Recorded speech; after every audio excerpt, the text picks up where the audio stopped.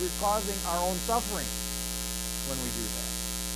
We're living in a world of horror. We're living in a world, and we're just trying to find somebody. We're just trying to find somebody to have our back.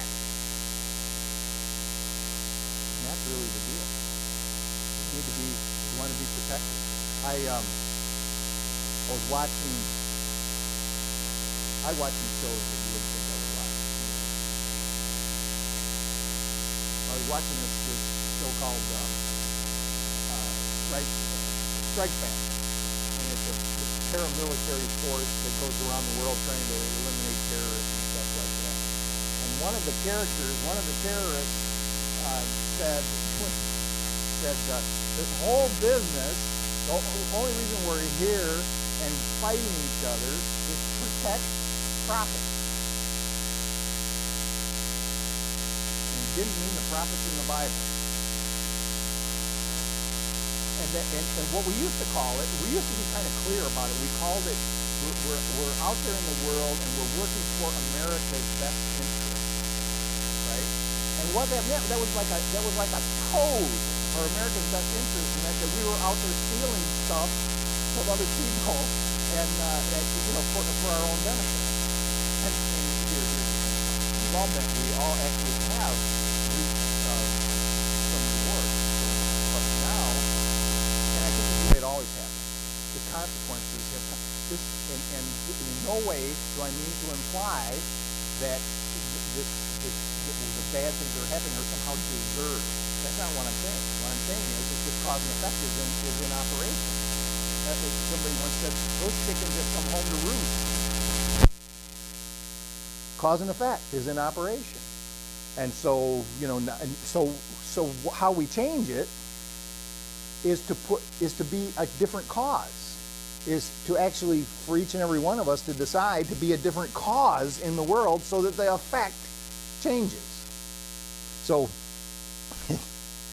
let us not rest content until the world has joined our changed perception. Let us not be satisfied until forgiveness has been made complete. And let us not attempt to change our function. Our function, all of us, our function is to come together to save the world. This is our function. Our function is not, now see, the ego wants to go and grab this and say, we'll do it two different ways. The ego says, well, that's a nice idea. I'm supposed to save the world. And then it'll flip to the exact opposite and say, well, what are you thinking about? You can't change, you can't change your clothes by yourself. How are you going to change the world? That's not our function is not to change the world by ourselves. Our function is to change ourselves so that we can come together so that we can change the world together. So we shouldn't try to change our function.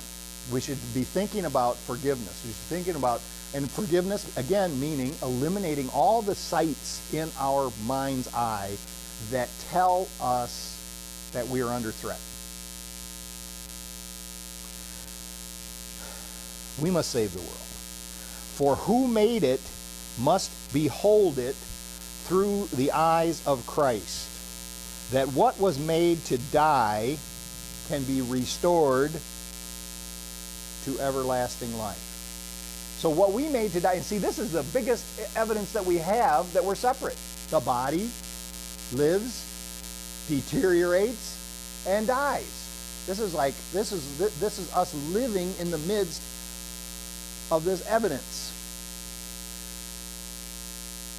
We must save, for who made it must behold it through the eyes of Christ. So we are the divine being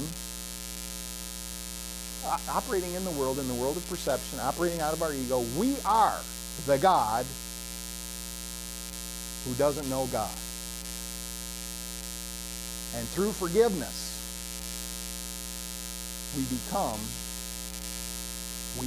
return to being son of, child of God. In that, rather than in this kingdom of separation, we transform and transition back into that kingdom of oneness. So what in the world?